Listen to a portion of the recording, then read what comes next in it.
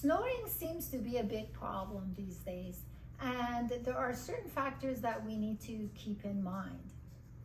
Snoring essentially happens when the muscles in the back of the throat just kind of collapse. So the question to ask is, why are they collapsing? There are different factors involved here. A lot of times, just the position of the head over the neck and the fact that we are looking down at our devices contributes to how we condition those muscles. It didn't help that during COVID, we wore masks and we hardly opened our mouths and we talked loud. So that was not happening as well, and that does contribute. So in an attempt to strengthen those muscles, it's a good idea to practice, believe it or not, singing or talking loud. Maybe that's my reason, but jokes aside. Chewing gum,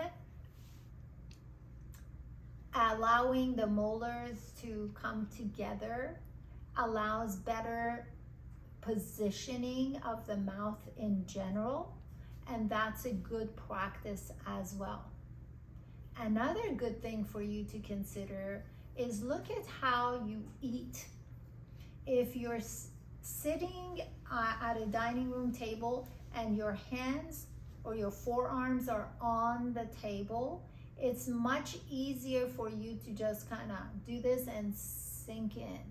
So better posture by not relying on your forearms to hold you up is a good practice to allow the muscles that support your neck and your head and your jaw and your throat to work together and get conditioned better.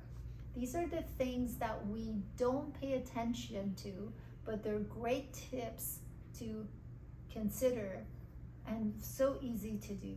I hope you found this information helpful, and you gotta understand little habits make a difference. If you have not subscribed to the channel, do so. If you're not following us on social media, you may want to look into the description box to see where you can find us. And until next time, take care.